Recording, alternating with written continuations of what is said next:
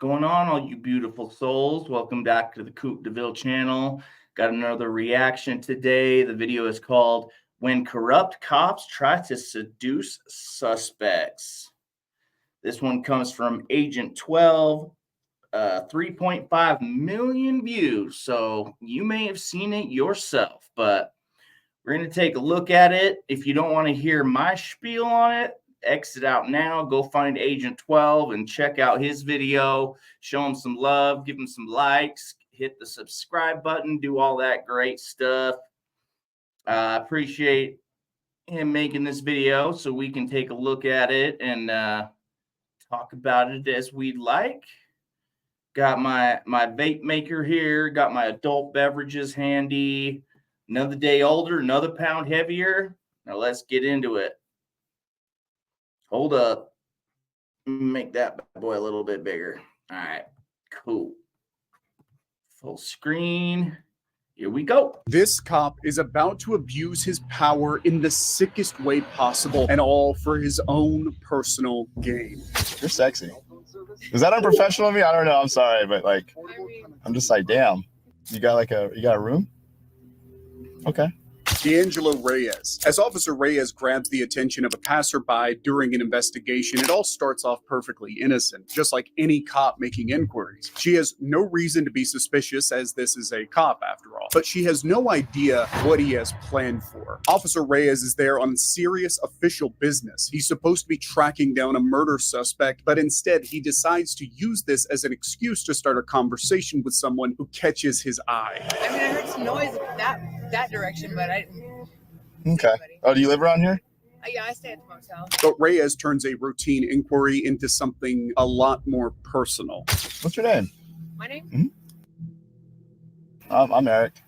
Suddenly, he stops being a cop and starts flirting with the woman in question. He didn't even refer to himself as law enforcement, and he even gave her a false name, which is not only a bad conduct as a cop, but unusual for someone trying to make a romantic connection. But now he knows her name and he knows what hotel she is staying at. He decides to be a lot more forward. You're sexy. Is that unprofessional of me? I don't know. I'm sorry, but like, I'm just like, damn.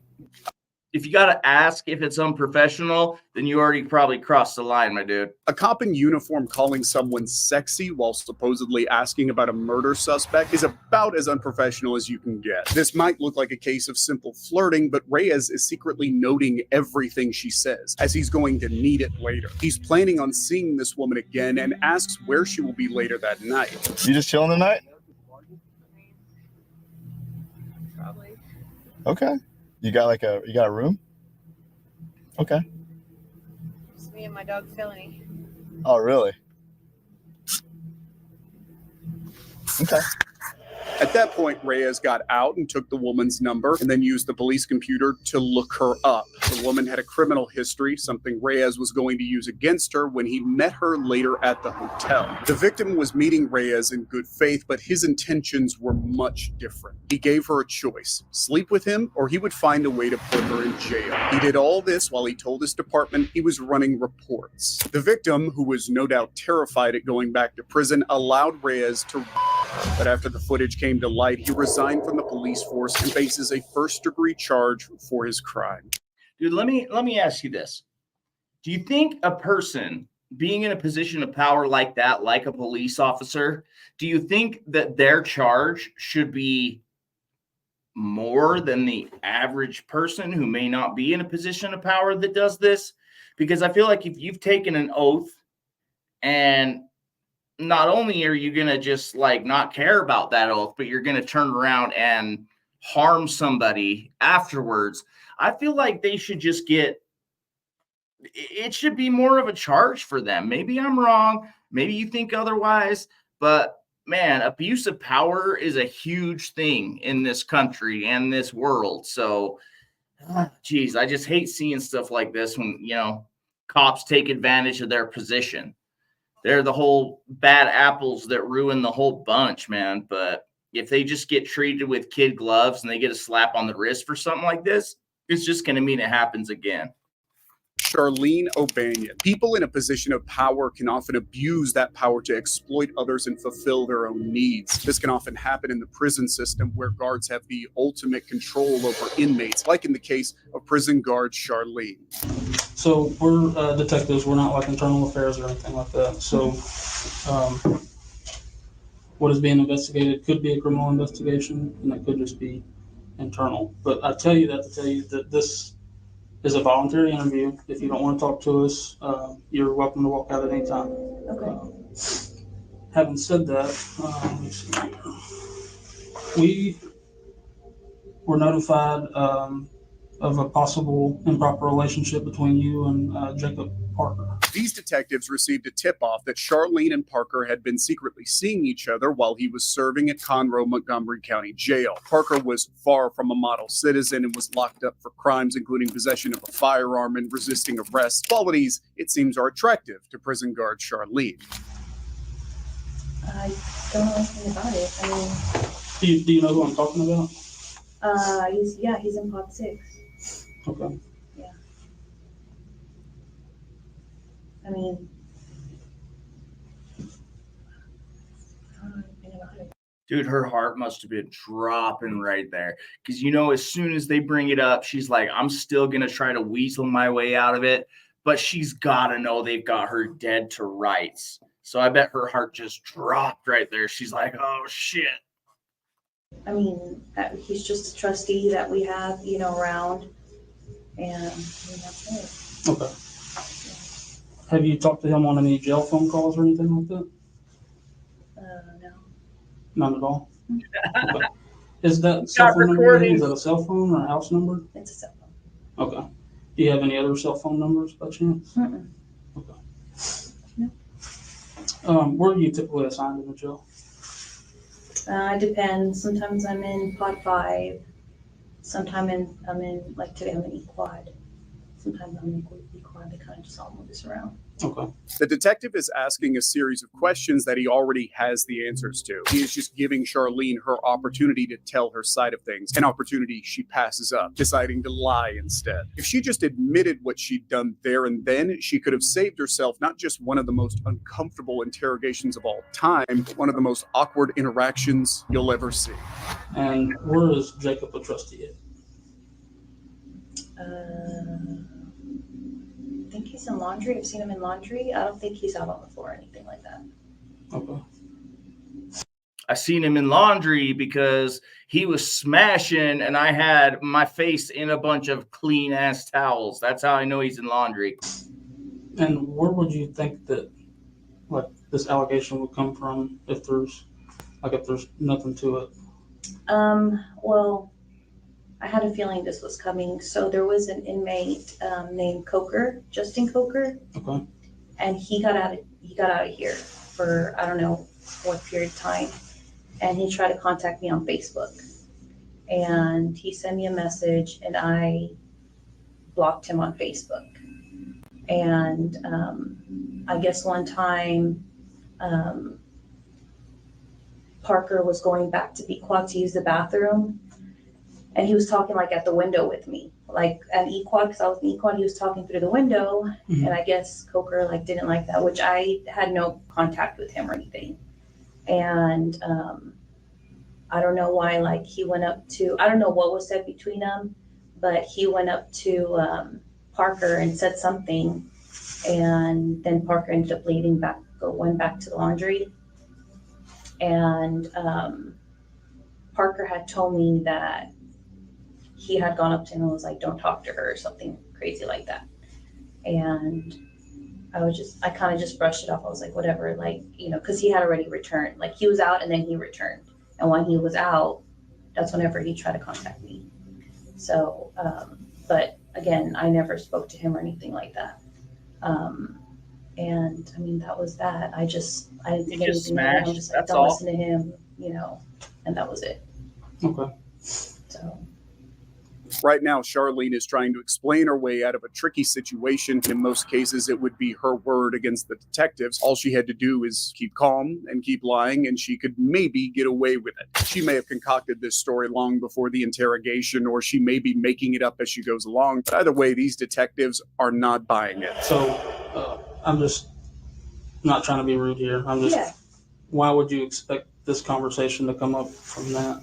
Like now, if that happened a few months ago, I'm just trying to get where you're getting at there. You said you were kind of expecting Oh, so something like this. I don't know why, like, this, I'm wondering if, like, Poker maybe said something, like, Oh, you know exactly why. You know exactly why. That's such a tough position to be in. I mean, I've been questioned by cops before. I've gone to jail. I've gotten in a lot of fucking trouble. And you know, when they ask certain questions, you know you're fucked. But if your choices are just go straight to jail or at least try to get out of it, and there's like a 1% chance that you might get out of it, if your other option is just to be totally screwed, you're going to try for that 1%. And she's got to know that they know what's really going on. And the other thing, too, if you're a man in prison, I don't see if there's anything more valuable than some poontang. That's the one thing you're not going to get when you're in prison.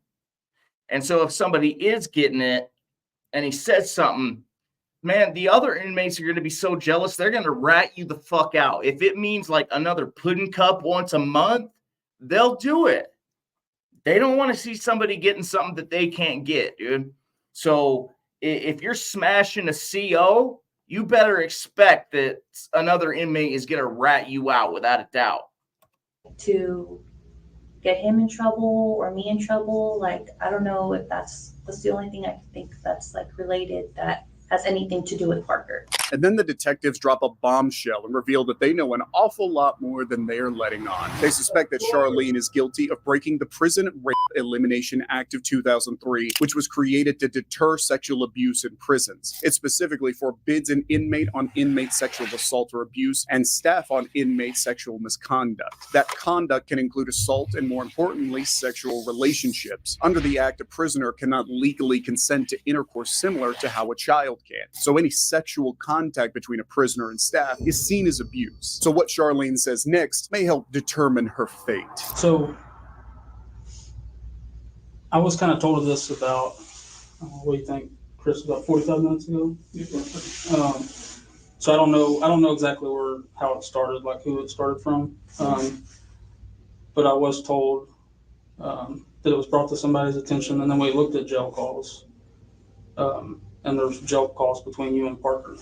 Yeah. And all that stuff's recorded. So I don't think you're being completely truthful. Well, I kind of know that you're not. And I'm not trying to be rude when I say that. Yeah, no. I'm just kind of trying to lay it out on the table for you.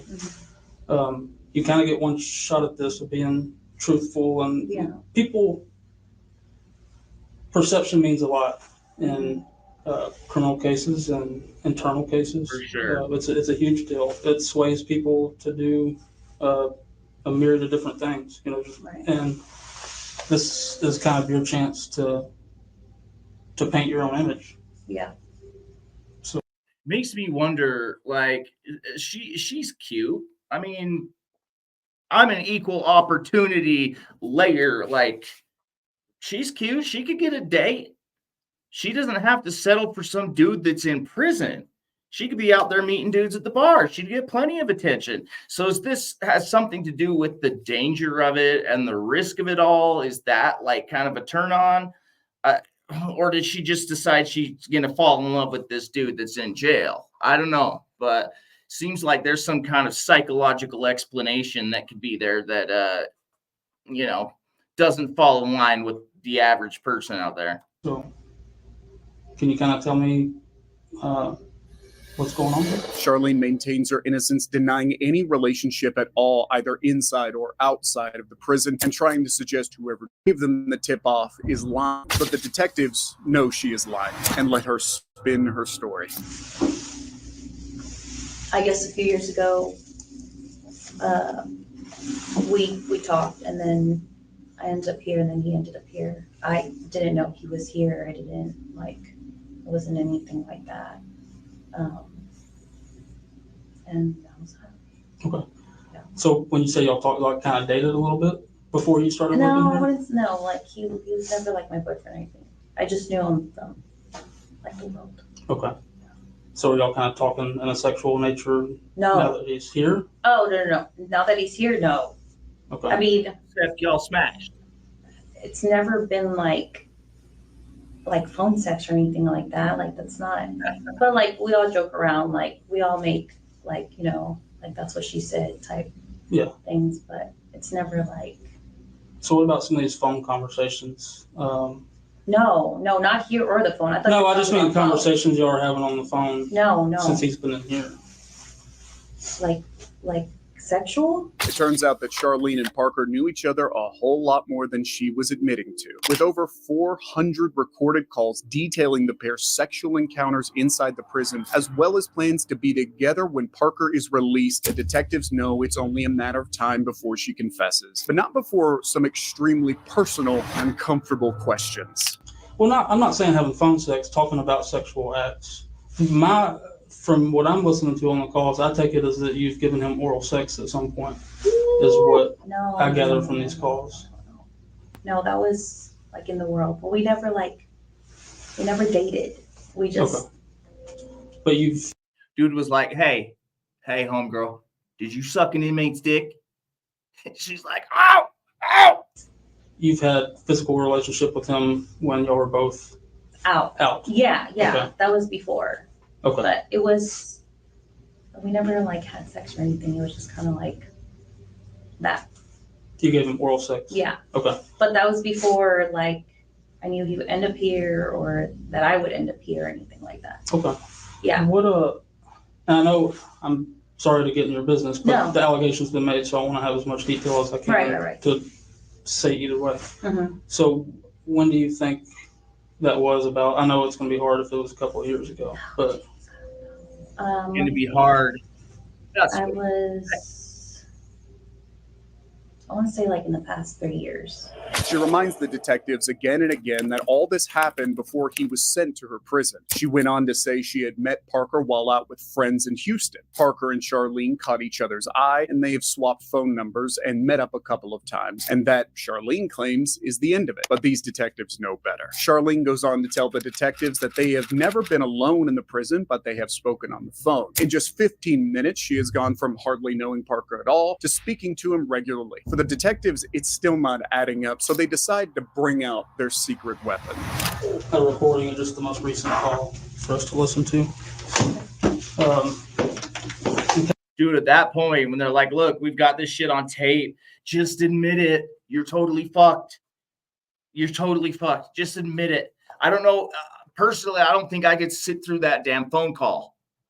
So, I mean, credit to her. She took it like a G, but fuck. What a shitty position to be in either way. Except unless you're the inmate. Because he was able to smash while he's in jail.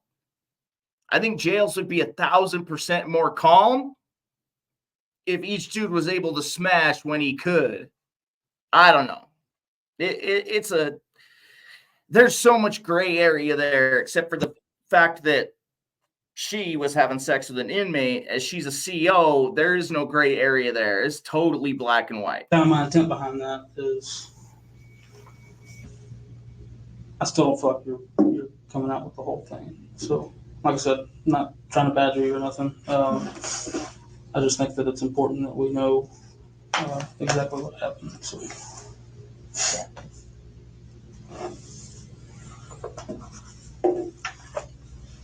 So initially you said you kind of like played it off like you hardly knew him. I mean, I didn't say I already knew him. I just.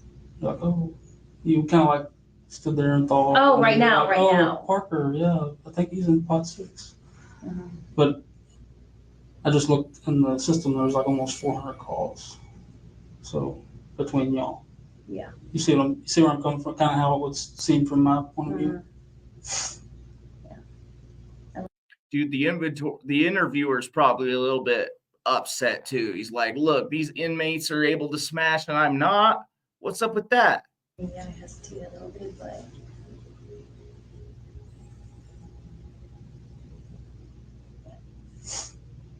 Like I said, no judgment here. I just want to know the truth. That's it. and I mean, I should just.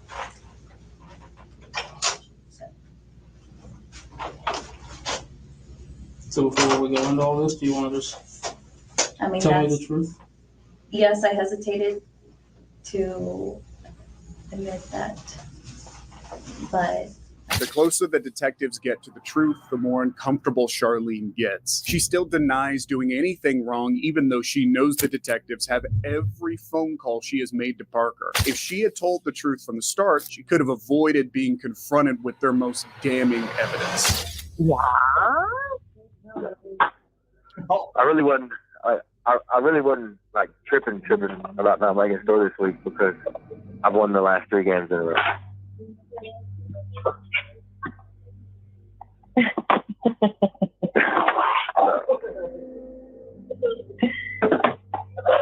You're crazy, baby. It's just like you. Yeah? Mm-hmm. So fast. Did you just call me a stupid? No, that's what you sounded like a while ago. No, I didn't say Yeah, you did. Dude, I don't know if anybody watching this talked to somebody in jail or prison, but it doesn't take long after they've been in there that the shit they have to talk about is incredibly boring. I'm pretty sure he's telling her right now how he won 3 games of spades in a row. Like, if you're on the outs, you're not going to tell anybody that because you know they don't give a shit. But you're in jail, nothing is going on. Unless somebody got beat up or murdered or otherwise, like there's no new information that anybody on the outs is going to care about. And that's why their conversations are just whittled down to, what did you say 2 seconds ago? I said this 2 seconds ago. What did you say 2 seconds ago? Oh, I said this 2 seconds ago. Like, that would be the most boring conversation that you could ever have. And I know that from experience, talking to my brother when he's locked up and other folks. Like, there's nothing going on. If you're locked up, you better hope there's nothing going on. You better hope you don't have anything of value to say to anybody. And me personally, I struggle to listen to people out here. I have a hard time. It's like, don't talk to me about the weather. Don't talk to me about your normal day-to-day bullshit. I just struggle to care. And that's my own character flaw. I'm just not interested. So I can't imagine that dude is telling her some exciting shit that would make her fall in love with him. Like, there's something about this dude that maybe she didn't know him when, before dude got locked up. But, geez, I just can't imagine that he's just romancing her once he gets in there. There's probably something going on beforehand that would make her even interested to talk to him about that shit. Because let's face it, it's boring. I mean, maybe just a little, but I didn't sound that. You exaggerated. That's so bad.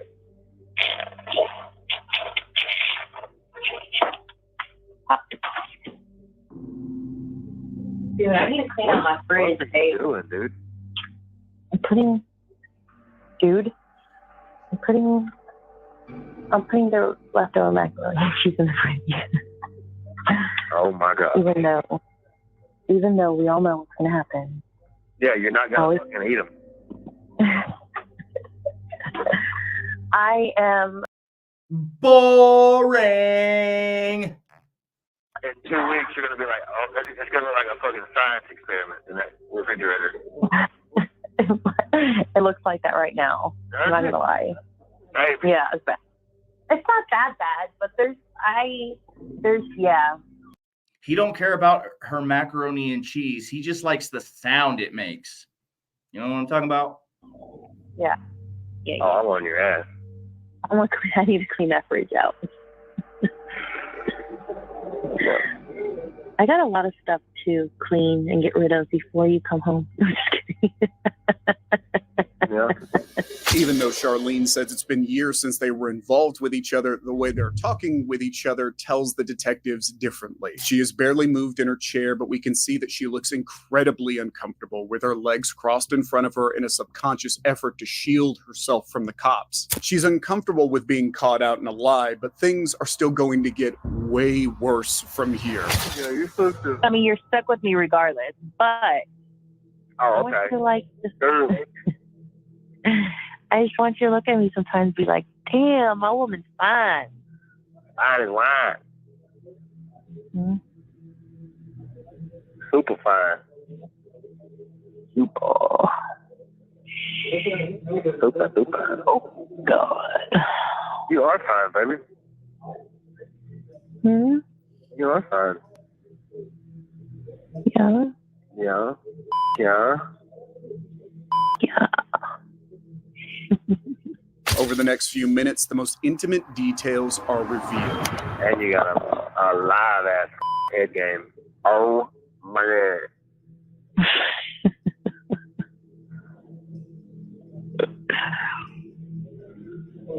It wasn't my best moments. I was just trying to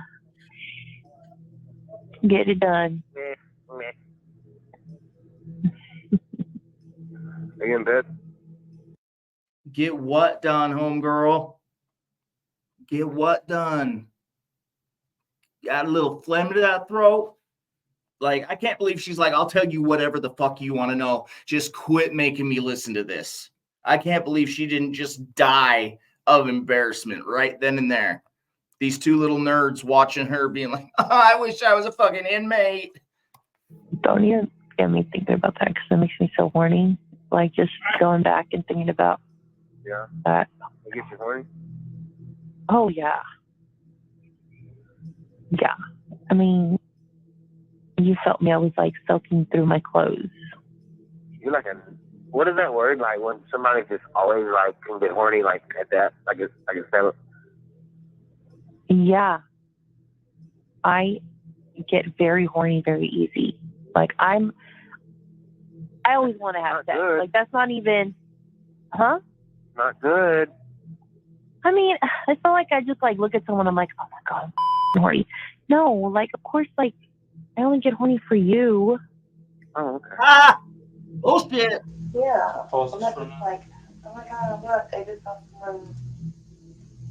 You kind of see how that sounds from like my point of view. Even after the call is played, Charlene still denies anything has happened in the prison and claims that all these references are from 3 years ago when they first met. Getting her to confess is proving tricky, so the second detective takes over and makes it very clear she doesn't have long to do the right thing anymore. Any questions coming to mind, Chris? Yes. So I've noticed one thing, and I want you to understand this about both of us. Both of us are veteran homicide detectives, okay? I've been doing this a while. Okay. All right? You seem to have blanks in your memory when we get to certain details, but you remember being groped in the blowjob from 3 years ago. Find that hard to believe, okay? This is your one chance to be honest with us. Yeah. Once we get up and walk out and we're done, we're done. Maybe it was the detective's tone, or maybe she is feeling outnumbered and cornered. Whatever it is, it made her break. And suddenly she decides the game is up. Yeah. And honesty is the only thing that's going to help you with us. Mm-hmm. So my advice to you right now is to be honest with us. Have y'all had any inappropriate contact, whether it's groping, blowjobs, vaginal, anal sex, anything, hand jobs? Yes, I am being vulgar to get a point across. Yeah, no, it's not. None of that. Then what is it?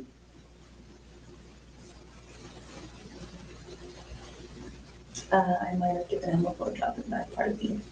In back part of the quad? Okay. How long ago was that? Yesterday. A few months ago. A few months ago? How long have you worked here? Since April. Since April this year? Mhm. Was he already here? He was right here. Okay. Do you know how long he's been here? I Don't know. Okay. Not at the top of my head. So you did, a few months ago, you gave him a blowjob in the back of B. Is that correct? And that's B quad, correct? Were there any other witnesses to it? Okay. No. I'm just wondering because you Like work. people standing around while I'm. Well, you work days, right? Yes. Were you working days at the time? That's why I'm asking, was anyone around? Because, I mean, everybody's up in daytime. Right. It's not like the jail's locked down. These detectives finally wore Charlene down after almost an hour of questioning. She goes on to give details of the day she gave Parker oral sex in November 2021 and says that's the only sexual moment between the two since she started working at the jail. Even so, it's a disgusting abuse of power and horribly inappropriate act for the workplace. And she's about to find out how much trouble she's really in. You know what else is fucked up? Shit on the internet, it's there forever. Which means 20 years from now, her kids or grandkids even, their friends could pull this up and be like, hey, check out your grandma. She loves the D. That's rough. Oh, man. I'm going to ask, but I feel like I know the answer. I'm losing my job. So that's not really up to me. Internal Affairs is aware of the allegations. And they will probably, their investigation is separate from ours because there's. Losing her job should be the least of her worries, as she was eventually sentenced to 100 days in prison, a surprisingly low sentence for such a brazen act of negligence and exploitation. Their relationship was consensual, at least, unlike this cop who was hiding some pretty dark secrets from. Yeah, if your relationship's consensual, I mean, I know there's a power dynamic there, and regardless of what the prisoner said, you know, there's always that possibility that he could be like, look, I wasn't even interested in her. I was just doing what I had to do because I thought that it would benefit me in some way. Like 100 days ain't much. But a dude in the same position, everybody's just going to assume that he was preying on this girl, which would be true. It'd be true. But I couldn't see a guy being in this same position getting only 100 days. Like, he's going away for years, as he should. From his fellow officers and his girlfriend. I didn't pull my out and do anything out there. Did she? No. So you think it could be? No, it's not. No. Nothing of mine. The cop being grilled here is Officer Holtzclaw of Oklahoma City. He's being questioned over a traffic stop where a woman claims Holtzclaw made her perform a sexual act on him in the back of his patrol car. The 57-year-old female was allegedly pulled over for suspicious driving on June 18th, but it turns out that she was in the hands of a sexual predator with only one thing on his mind. Did your penis go in her mouth? No, it did not. Okay. Because DNA will clear it up. And here's the deal, too.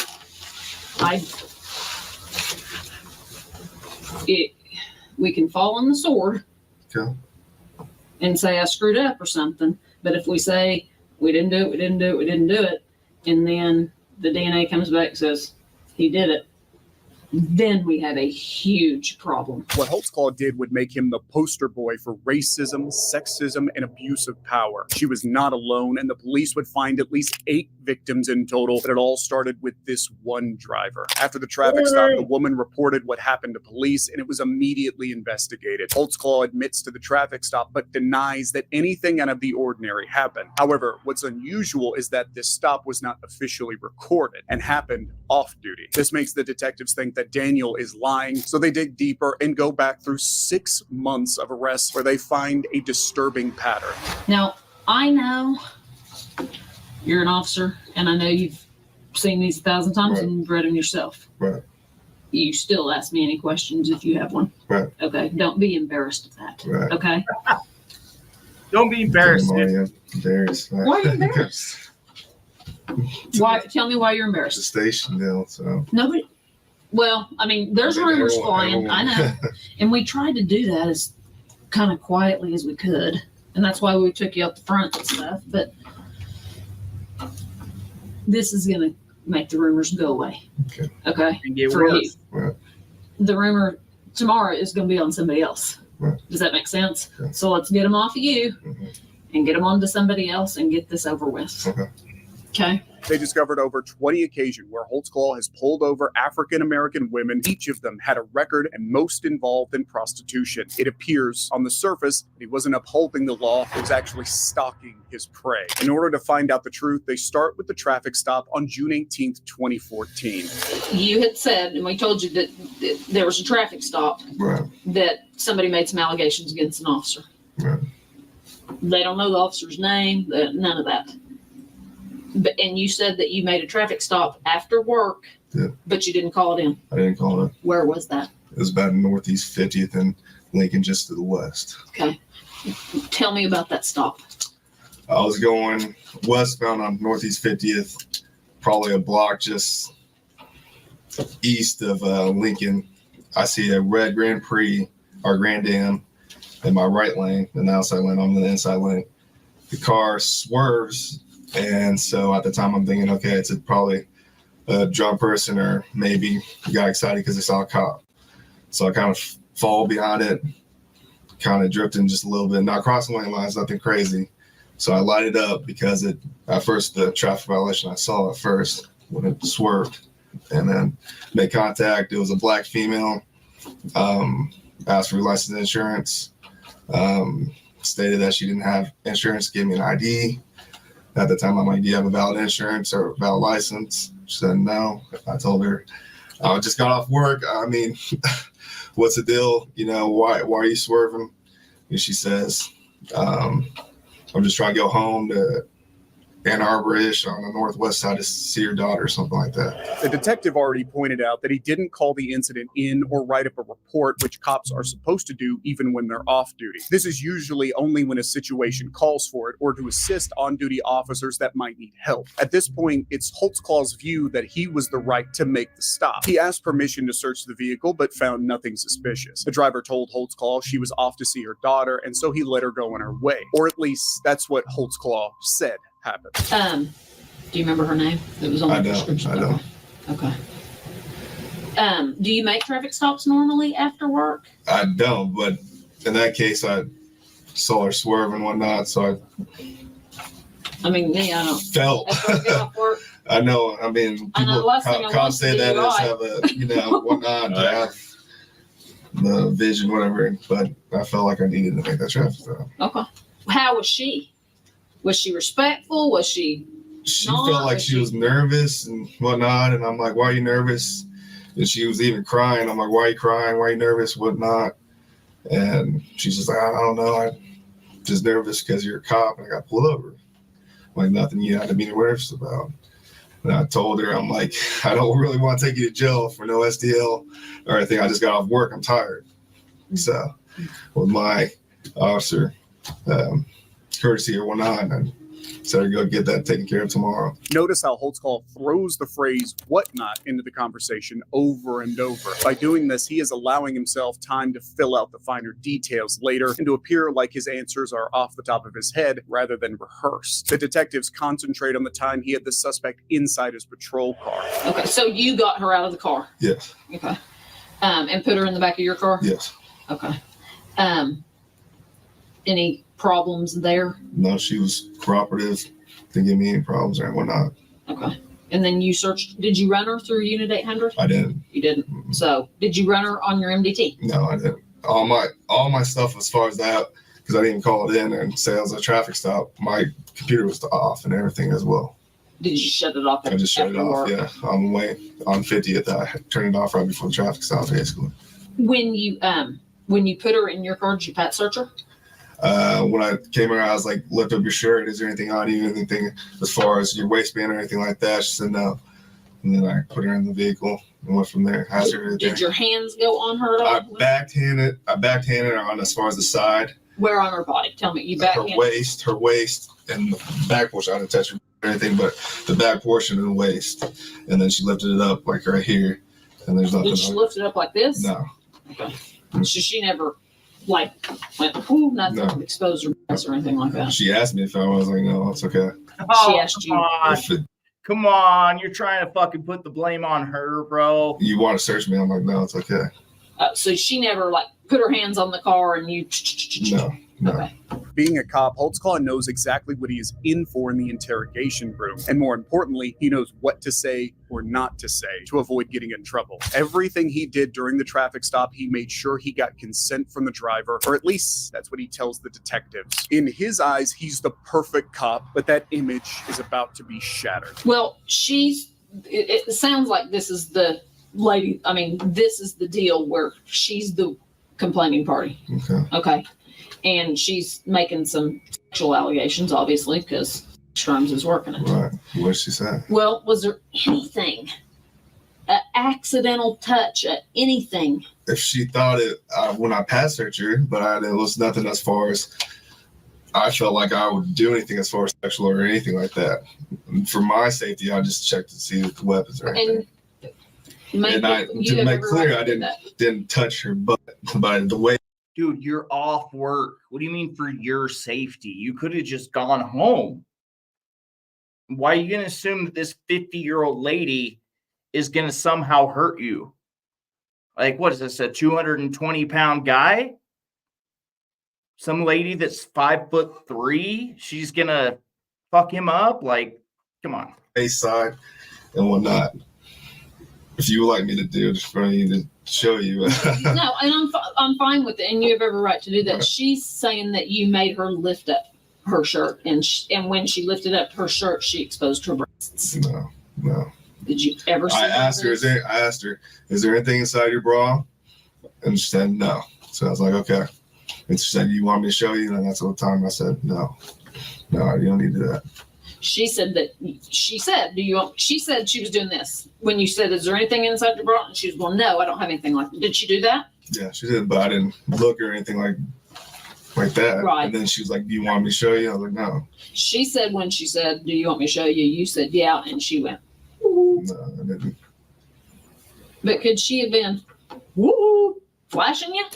And now you don't want to tell me because you're afraid you're going to get in trouble? No, when I told her no, I said no. Then she didn't go, no. Because sometimes drunk girls are having a good time. Yeah, and partying down. And let's face it. I've already heard stories about officers and whatnot. They want officers for hubbies or whatever. I said no. But you could have said no. But I'm asking you if she flashed you anyways. I didn't see her. I didn't see her breast. The detectives move on to another line of questioning, and one that might seem odd to someone watching. He's actually trying to corner Daniel by eliminating every possibility until he has nowhere left to hide. What about pants? Nothing in her pants as far as I can see. She was wearing tight jeans. So. She said she pulled them down. I didn't see it. You didn't see her pulling down? I didn't see her pulling down pants. Could she have done it when you were up searching the car? She could have. Did she have them on? I didn't have her handcuffed or anything. When you came back to the car and got her out, were her pants fastened? Were they? Yeah, everything. They were up and everything was still intact. So you never saw her pull her pants down? No, I didn't.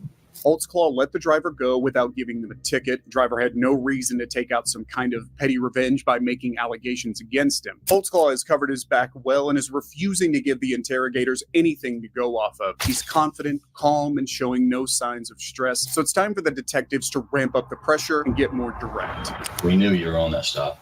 Right. We knew you were there. Mm-hmm. And we can watch a whole lot of actions being performed while you were there. Mm-hmm. Okay.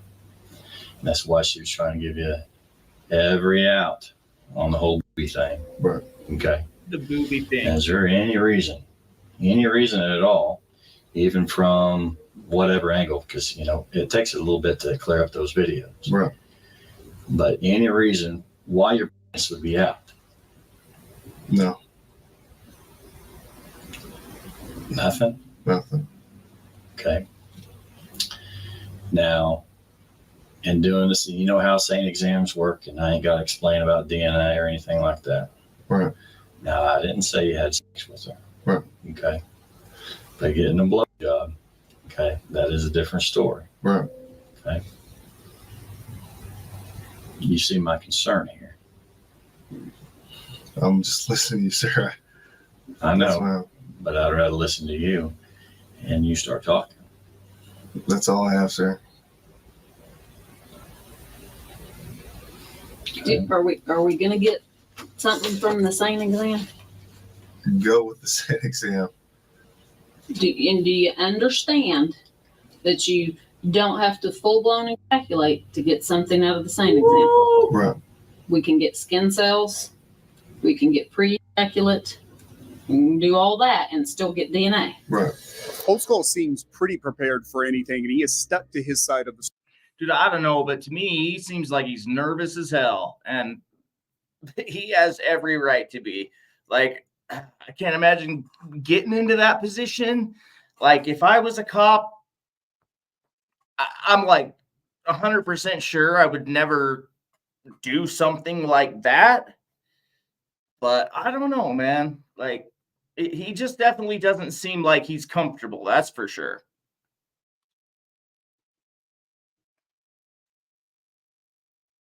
Sorry, had to go take a leak. Sorry for the pause.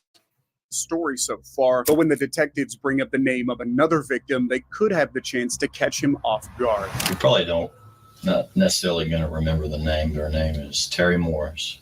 Okay, black female. Supposedly you promised her a ride to the city rescue mission. This ring a bell? No. You did a traffic stop with her. She thought you ran her for warrants. Clicking. Drove her around. Mm-hmm. No. Name doesn't. I don't recall a name like that. She's claiming the same thing. The exact same thing. Another woman, also African American, has made an almost identical allegation, but still, Holtzclaw keeps his cool and gives nothing for detectives to go off of. Okay. Anything? I don't. Do you remember stopping? I don't recall a name of Terry Moore. Well, I wouldn't remember a Right. name. How about black female downtown, city rescue mission? That's what I was trying to jog your memory. I haven't been to a city rescue mission. I didn't say you made it there. Have you promised anybody a ride to the city rescue? I haven't asked anyone asked me this. Dude, and then just look at the type of people he's preying on. Former prostitutes, people who are homeless. You know, it's one thing if you have everything going for you and a cop comes and fucks with you, you might have something you can do. But if you're homeless, dude, you got like no way to fight. All they could do is make your life even worse. And I can't imagine being put in a position like that. Like, that's why anybody who is a cop or in a position of power, they need to have some kind of psychological exam, you know, and that's not going to catch every single bad apple. But man, that's just the lowest of the low to pick on people who have literally nothing. City rescue mission. No, she didn't have to ask you. Did you offer to take anybody to the city rescue mission? No, I don't offer anyone because I don't like going there. After some personal questions about his sex life, the detectives decide to return to the 57-year-old victim who made the allegation. They hope to trip Holtzclaw up by asking the same repetitive questions over and over until he either gives something away or confesses. Did your pants come unzipped, unbuttoned, anything while you were standing right there? No. CSI is processing your car right now. Right. And when we stepped out, they found some pubic hairs right in here. Could they be yours? No, that's not. I didn't pull my. So I didn't do anything right there. Did she? No. So you think that could be? No, it's not. No. Nothing of mine. Your penis couldn't be No. right there? No. Has your penis ever been out by your car? While I'm working? No. Not working. No. Have you ever had sex in the backseat of your car? I have not. Because, I mean, some people do. You know, I mean, I'm not saying forced, it's consensual sex. Right. So your penis has never been in your backseat. Is it possible any of this DNA shares? No. I would like to go at it. Not my DNA. Are those pubes going to be yours? No. How do they know they're pubes? Maybe it's just somebody with super curly hair. I don't know, man. But is there ever a time where somebody can say pubes and it's not weird and creepy? I don't think so. I think just pubes, pubic hair, any of that shit. In general, it just sounds fucking creepy. And if you're talking about them, there's something creepy going on.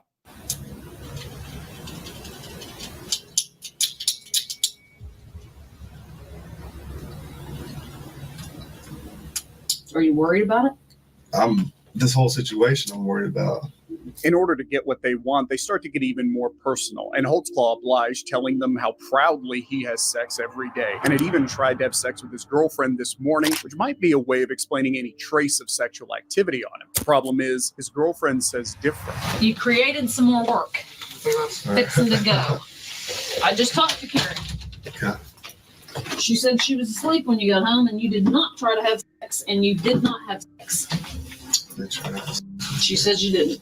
And I asked her, could you have been asleep? And you kind of, no. And she said, no, you did not try to have sex. As much as I don't want to involve her, I try to have sex with her and she was asleep. Carrie goes to sleep pretty early, about 9, 10 at the late. Okay, but she would know if you tried. I'm a woman. I know. And my husband comes home in the middle of the night, and I'm like, are you kidding me? I've been asleep. You said you twirled around her vagina and you put it in a little bit, and then she said, I'm tired. No. I did. She would remember that to tell me. Shoot. Drew, how you going to put it in while homegirl's asleep? I've been married for 11 years. Never once have I tried to put it in while my wife is asleep. I mean, I'm lucky enough that if she knows that's the route we're going down, she's all for it. But even if not, man, even if it had been months and we hadn't done it, I'm not going to be like, oh, yeah, you sweet dreams. Let me handle it on my own. I don't know about that. Maybe. She said you did not try to have sex. And it's more personal because it's Carrie, but I did try to have sex with Carrie. I did. You failed. I don't know what to say. I mean, because it just looks like I just caught you in a lie. And now I don't know what to believe. I'm telling you. I don't know what to believe. Okay. Because you tell me this, I go to verify it.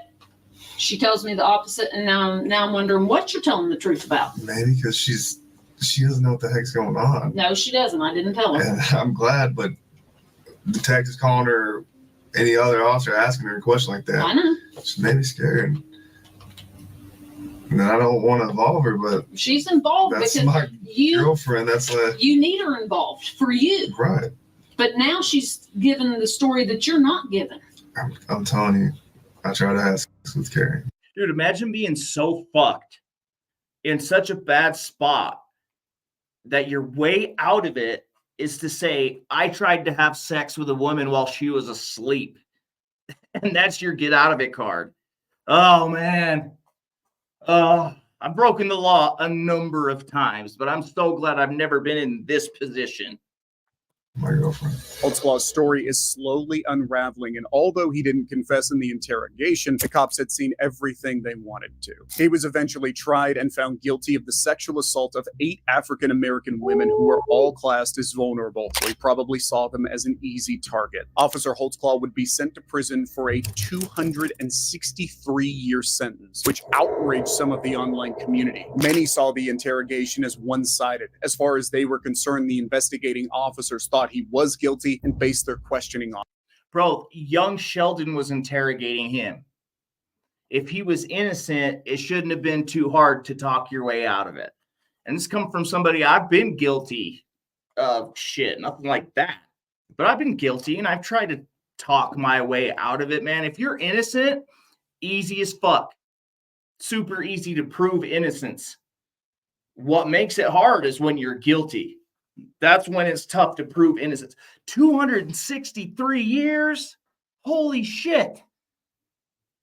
What's that, like 30 years per nut? Is that just doesn't seem worth it to me, man.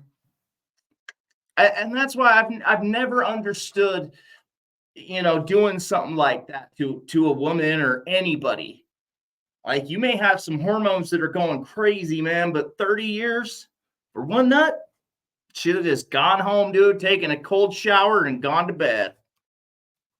on that. They found DNA on the fly of his work pants and assumed it to be from sexual activity, but that was later proven to be false. The DNA came from several people, one of them a male, so it's likely he just picked up the DNA while on duty. But the courts made their decision based on the evidence they were given, and any takes from members of the public online were seen as just rumors and nothing more. This cop... Well, hot damn, folks. Some crooked ass cops out there, crooked ass people everywhere you go. And I have my complaints about police officers. I mean, they really should be held to a higher standard. I know they're held to a higher standard than your average citizen, but that's how it should be. They should be held to a higher standard. They should also get paid more.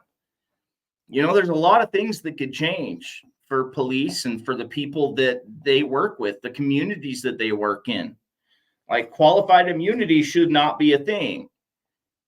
But if you're going to hold cops to a higher standard and you're going to put them in a position where they have to act better than the people they're working with, you could pay them more. But then it should be absolutely clear that they cannot cross any of these lines or they're going to go to jail. And I can't imagine the only thing being worse than a cop going to jail is to be a chomo going to jail. Because that's pretty much a death sentence. Or you're going to be wishing it was a death sentence.